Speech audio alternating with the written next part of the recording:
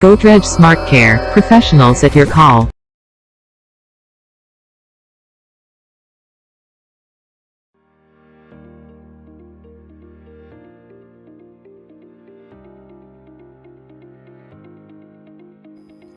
आइए सबसे पहले हम ये जान लेते हैं कि अगर हम अपने फ्रिज को डीफ्रोस्ट ना करें तो उसका क्या क्या नुकसान हो सकता है।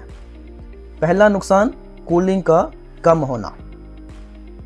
कूलिंग कम होने से हमारे फ्रिज के कंप्रेसर को ज़्यादा देर चलना पड़ता है और जब हमारा कंप्रेसर ज़्यादा देर चलेगा तो उसकी वजह से बिजली का बिल या बिजली का खर्चा भी बढ़ जाता है और ये खर्चा तकरीबन 8 से 10% तक बढ़ सकता है।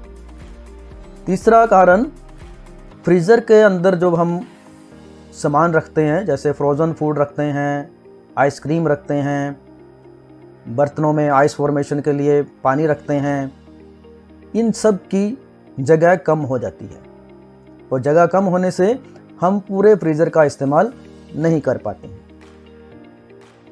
उसके बाद फ्रीज़र के ऊपर जो डोर लगा होता है और फ्रीज़र के नीचे एक चिल्लर ट्रे लगी है, इन दोनों के ऊपर हमें मॉइस्चर दिखता है और ये मॉइस्चर अगर नीचे रखी हुई किसी सब्जी में, दाल में, दूध में गिर गया तो उसको भी ख़राब कर सकता है।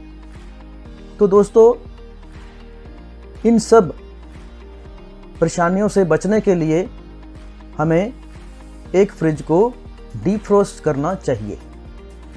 डीफ्रोस्ट करते समय हमें 3 बातों का ध्यान रखना है। पहली बात, डीफ्रोस्ट कब करना है। दूसरी बात, डीफ्रोस्ट कैसे करना है।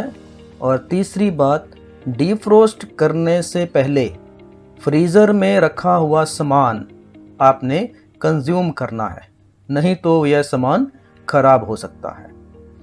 और जब भी आपको फ्रीज़र के ऊपर 6 mm या 1/4 इंच बर्फ़ दिखाई देना शुरू हो जाए तब आपने इस डीफ्रोस्ट बटन को प्रेस करना है।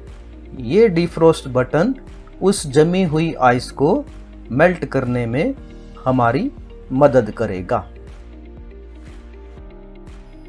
अगर हमने अपने फ्रिज को काफ़ी समय से डीफ्रोस्ट नहीं किया है तो हमें फ्रीज़र के ऊपर आइस लंप दिखने लगते हैं और जब आइस लंप इतने ज़्यादा हो जाएं और उस वक़्त हम डीफ्रोस्ट बटन दबाते हैं तो ये पूरी आइस को मेल्ट नहीं कर पाते हैं। तो इसलिए जब आइस लंप जैसी आइस जमी हो, पहाड़ जैसी आइस दिख रही हो, तो आप इस बटन का इस्तेमाल ना करें।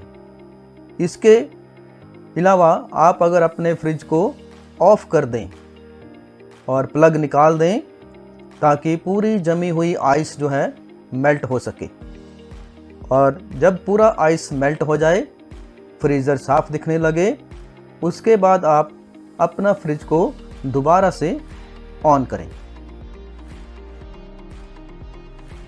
बहुत से लोग फ्रीज़र में जमी हुई आइस को मेल्ट करने के लिए और जल्दी मेल्ट करने के लिए किसी न किसी नुकीली चीज़ का इस्तेमाल करते हैं, जैसे कि चाकू हो गया, कंची हो गई, स्क्रू ड्राइवर हो गया। तो इस तरह की नुकीली चीज़ का इस्तेमाल हमें नहीं करना है। तो जब भी हम किसी नुकीली चीज़ का इस्तेमाल करेंगे तो ये हमारे फ्रीज़र को डैमेज कर सकती हैं, इसमें से गैस भी लीक हो सकती है। तो इसलिए कभी भी भूल के भी इन नुकीली चीज़ों का इस्तेमाल ना करें। और सबसे आसान तरीका जो एक रेफ्रिजरेटर को डीफ्रोस्ट करने का है वो है, रात को सोते समय आप रेफ्रिजरेटर को बंद कर दीजिए और सुबह 5 बजे, 6 बजे, जितने बजे भी आप उठें उसको चालू कर लीजिए। तो वो पूरी तरह से डीफ्रोस्ट भी हो जाएगा और आपका रखा हुआ सामान भी सुरक्षित रहेगा।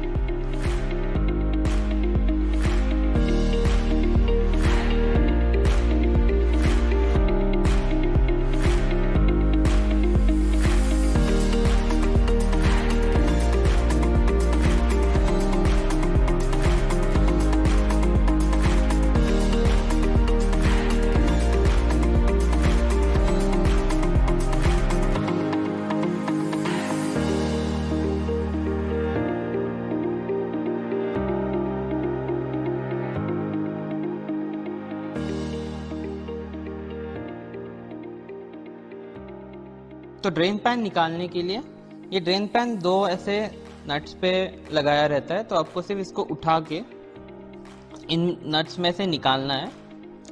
निकालते वक्त ध्यान रखें कि आपका ड्रेन ट्यूब बीच में आता है, तो ड्रेन ट्यूब को भी हल्के से पीछे ढकेल के फिर आपका पैन निकाल ले। तो ये पानी को आप पौधों में या बेसिन में डाल सकते हो। तो पानी फेंक देने के बाद ड्रेन पैन को अच्छी तरह से साफ करें। आप सोप सोल्यूशन यूज़ करके इसको साफ कर सकते हैं और फिर कपड़े से पोंछ के वापस उस जगह पे लगा दें।